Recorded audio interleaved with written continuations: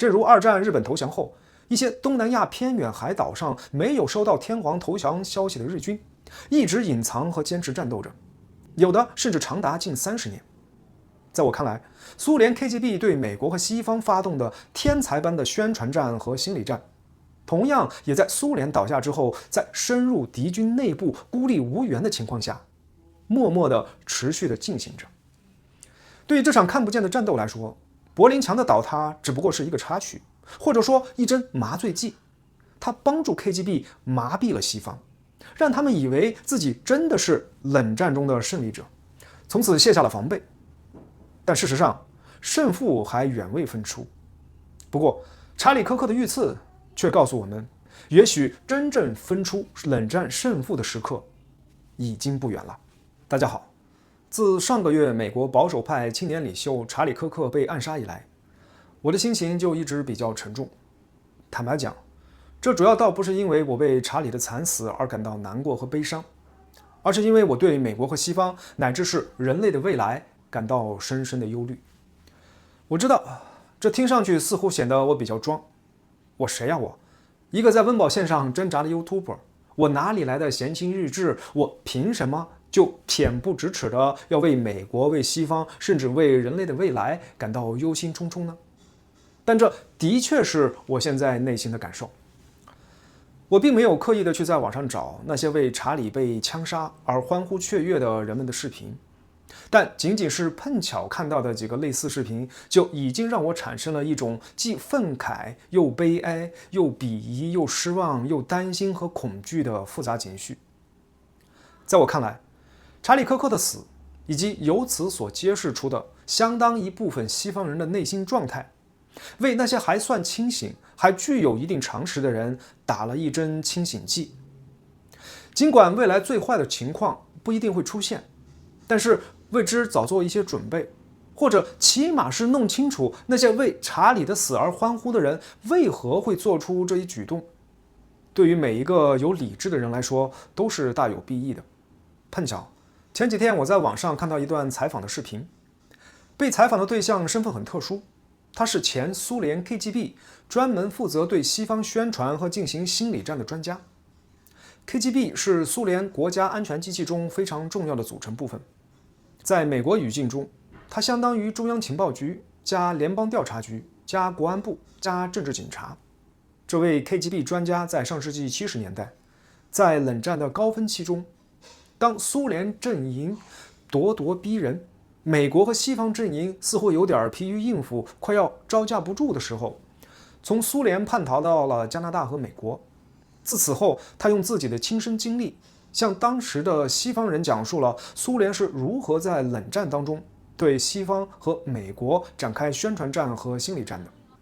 观看这段录制于41年前的采访视频，令我感到阵阵的头皮发麻。我相信很多观众等下观看的时候会和我有一样的感觉。这个前 KGB 专家说的简直太直白了， KGB 简直太牛了。什么叫动摇敌人军心？什么叫深谋远虑？什么叫放长线钓大鱼？什么叫不战而屈人之兵？ KGB 简直给出了教科书级般的诠释。我估计写出《孙子兵法》的孙膑在 KGB 面前都得甘拜下风。这段视频让我觉得，如果说40多年前苏联和 KGB 的计划没能赶在柏林墙倒塌之前成功的话，那么今天在柏林墙倒下已经快40年后，他们就快要成功了。 Well, you spoke several times before about ideological subversion. That is a phrase that I'm afraid some Americans don't fully understand. When the Soviets use the phrase ideological subversion, what do they mean by it? Ideological subversion is the process which is legitimate, overt, and open. You can see it with your own eyes. All you have to do, all American mass media has to do, is to unplug their bananas from their ears, open up their eyes, and they can see it. There is no mystery. There is nothing to do with espionage. I know that espionage intelligence gathering looks more romantic. It sells more deodorants through the advertising, probably. That's why your Hollywood producers are so crazy about James Bond type of thrillers. But in reality, the main emphasis of the KGB is not in the area of intelligence at all. According to my opinion and opinion of many defectors of my caliber, only about 15% of time, money, and manpower is spent on espionage as such. The other 85% is a slow process which we call either ideological subversion or active measures, активные мероприятия in the language of the KGB, or psychological warfare. What it basically means is to change the perception of reality of every American to such an extent that despite of the abundance of information, no one is able to come to sensible conclusions in the interests of defending themselves, their families, their community, and their country. It's a great brainwashing process which goes very slow, and it's divided in 4 basic stages. The first one being demoralization. It takes from 15 to 20 years to demoralize a nation. Why that many years? Because this is the minimum number of years which requires to educate one generation of students in the country of your enemy, exposed to the ideology of the enemy. In other words, Marxism-Leninism ideology is being pumped into the soft heads of at least 3 generations of American students without being challenged or counterbalanced by the basic values of Americanism, American patriotism. The result you can see. Most of the people who graduated in the 60s, dropouts or half-baked intellectuals, are now occupying the positions of power in the government, civil service, business, mass media, educational system. You are stuck with them. You cannot get rid of them. They are contaminated. They are programmed to think and react to certain stimuli in a certain pattern. You cannot change their mind, even if you expose them to authentic information, even if you prove that white is white and black is black, you still cannot change the basic perception and the logic of behavior. In other words, these people, the process of demoralization is complete and irreversible. To get rid society of these people, you need another 20 or 15 years to educate a new generation of patriotically minded and common sense people who would be acting in favor and in the interests of the United States society. And yet these people who've been programmed and, as you say, in place and Yes. who are favorable to an opening with the Soviet concept, these are the very people who would be marked for extermination in this country? Most of them, yes. Simply because the psychological shock when they will see in future what the beautiful society of equality and social justice means in practice, obviously they will revolt. They will be very unhappy, frustrated people. And the Marxist-Leninist regime does not tolerate these people. Obviously they will join the links of dissenters, dissidents.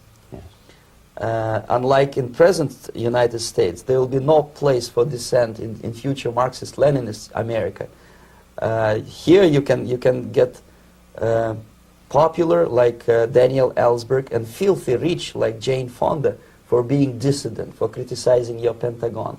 In future, these people will be simply squashed like cockroaches. Nobody is going to pay them nothing for their beautiful, noble ideas of equality. This they don't understand, and it will be greatest shock for them, of course.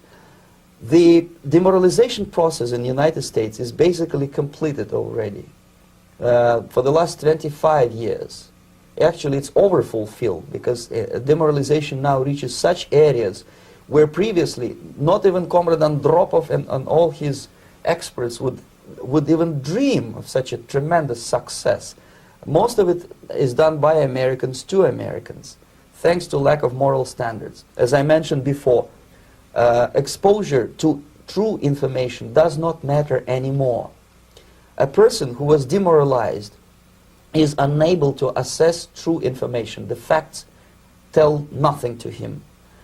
Even if I shower him with information, with authentic proof, with documents, with pictures, even if I take him by force to the Soviet Union and show him concentration camp, he will refuse to believe it until he is going to receive a kick in his fat bottom When a military boot crashes then he will understand, but not before that. That's the tragic of the situation of demoralization.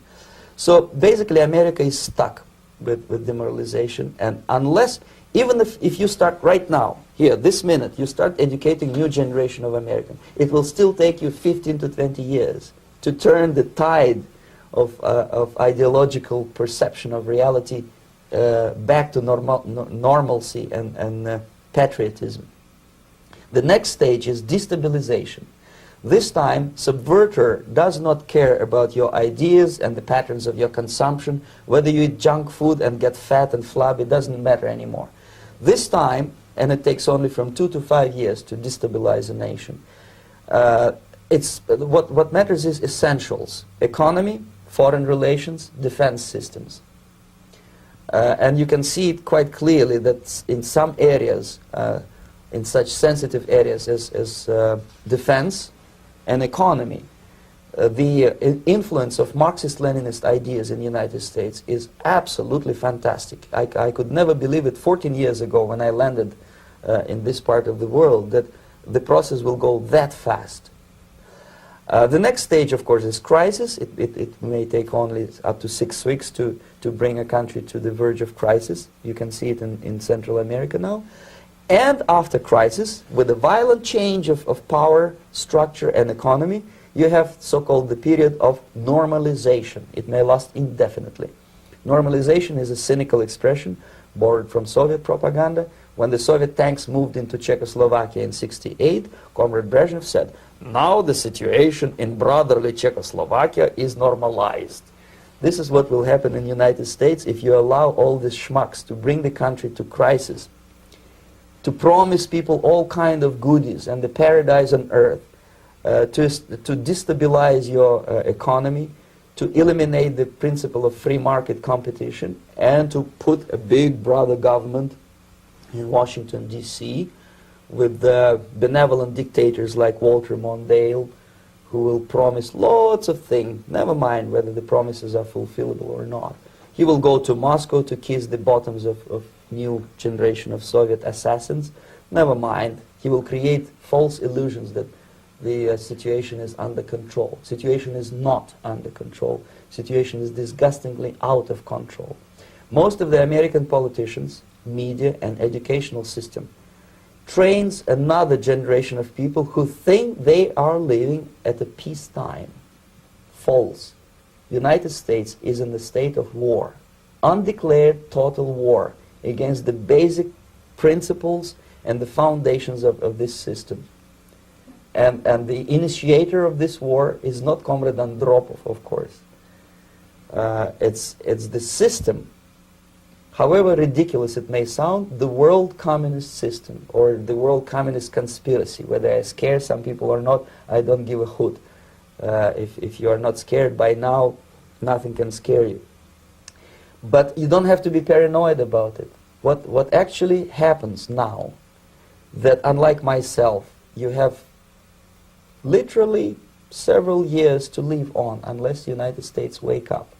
The time bomb is ticking. With every second, the disaster is coming closer and closer. Unlike myself, you will have nowhere to defect to, unless you want to live in Antarctica with penguins. This is it. This is the last country of freedom and possibility. Okay, so what do we do? What is your recommendation to the American people? Well, the immediate thing that comes to my mind is, of course, there must be a very strong national effort to educate people in the spirit of real patriotism, number one. Number two, to explain them the real danger of socialist, communist, whatever, welfare state, big brother government. If people will fail to grasp the impending danger of that development, nothing ever can help United States. You may kiss goodbye to your freedom, including freedoms to homosexuals, to prison inmate. All this freedom will vanish, evaporate in 5 seconds, including your precious lives. The second thing, the moment at least part of United States population is convinced that the danger is real, they have to force their government. And I'm not talking about sending letters, signing petitions. and all this beautiful, noble activity. I am talking about forcing United States government to stop aiding communism. Because there is no other problem more burning and urgent than to stop the Soviet military-industrial complex from destroying whatever is left of the free world. And it is very easy to do. No credits, no technology, no money, no political or diplomatic recognition, and of course no such idiocy as grain deals to USSR.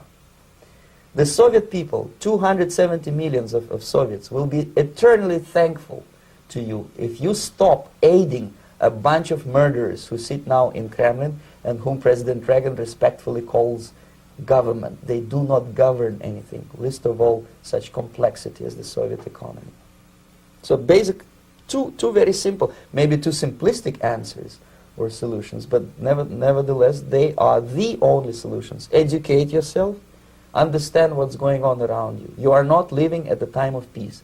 You are in a state of war, and you have precious little time to save yourself. You don't have much time, especially if you are talking about young generation. There's not much time left for convulsions to the beautiful disco music. Very soon it will go, just overnight. If we are talking about capitalists or wealthy businessmen, I think they are selling the rope on which they will hang very soon. If they don't stop, if they cannot curb their unsettled desire for profit, and if they keep on trading with the monster of the Soviet communism, they are going to hang very soon. And they will pray to be killed, but unfortunately they will be sent to Alaska probably to manage industry of slaves. It's simplistic. I know it sounds unpleasant. I know Americans don't like to listen to things which are unpleasant. But I have defected not to tell you the stories about such idiocy as microfilm, James Bond type espionage. This is garbage. You don't need any espionage anymore. I have come to talk about survival. It's a question of survival of this system.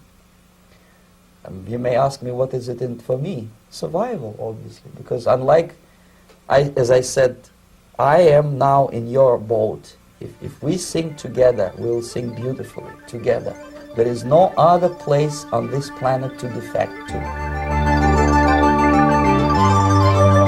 好，看完这段视频，我还想多说几句。